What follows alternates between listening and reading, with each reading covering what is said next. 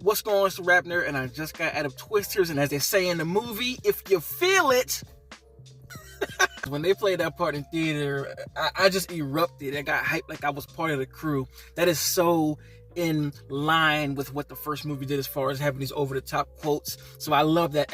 I love that line the most out of the movie, even though it was in the trailer. I loved it. So obviously, you could tell that I had a good time with it, and I enjoyed the hell out of it, even though there are some flaws that I'll get into a little later. But this movie is not a requel or a remake. From what I've seen, it's a separate story that's within the same universe as the original.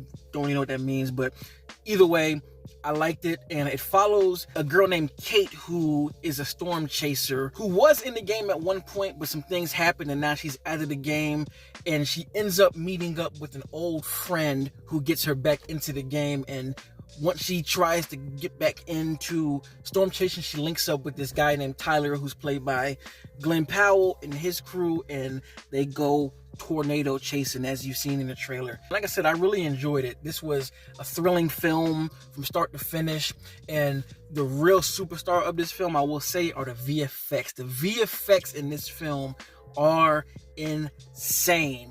Those effects just took this scale, scope, and danger up on a whole different level that the first one could not do.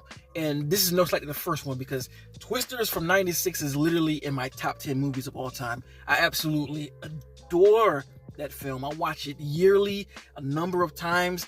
I have fun with it every single time. So by no means am I saying this movie passes that. It doesn't. That to me is the bar set. But from a visual effects standpoint, they do things here that you obviously couldn't do because of technology. Like, for one, the tornadoes and the twisters were depicted in a different light. Like, they actually felt like creatures by themselves, like some big monster coming to the town to just wreak havoc on everything. There are moments here where you'll see characters stop and look up, and the twister will just be spinning, and they put these like sounds of like roars that actually sound like wind, but also sound like a monster, like just growling, that gives a different type of fear that I did not get from the first one. And with the VFX and the special effects as well, because that's the marriage of it too. You know, I'm watching this film thinking like they definitely had fans blowing heavily. They definitely had water being shot at the actors. And you pair that with these amazing VFX, you are really in the moment. Like, anytime a tornado hits the disaster, whether it's just them riding inside of it, looking around, or if it's just catastrophic damage, you are right there with them, and you damn near feel the water and wind yourself just looking at the screen because of how well it's framed and directed. So the VFX just did an amazing job in this film. With the story, they take a lot of what's in the original, but they kind of just move the smorgasbord around, if you will. So they have this similar type of motivations, but certain characters have different types of characteristics than the other, but it's pretty much in line with what 96 is, but also manages to be its own thing here. Like, for instance, Tyler to me is kind of a mix-up of Bill Paxton's character and I think his name is Clay. I forgot his last name, but he's kind of like a combination of those two, because when you first meet him, and if you've seen the trailer, he's a douchebag. Like, he is over the top with just being a himbo, just douche of the century when you first meet him, because he has a YouTube channel. That's what he uses to do his storm chasing.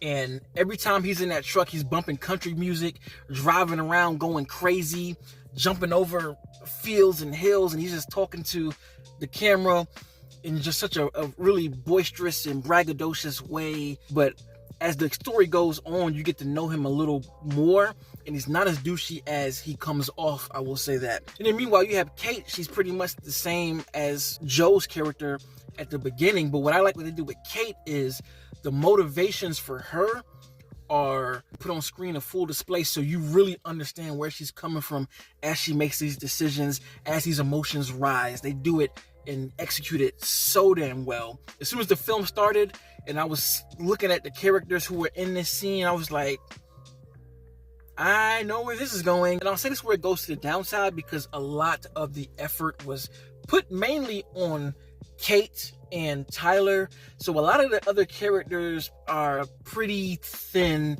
with what they try to do. Like, they do try to recreate the same type of kookiness in Tyler's Crew. There are a whole bunch of ragtag type of people who come together for the common ground, but they all just serve as working for Tyler in a sense.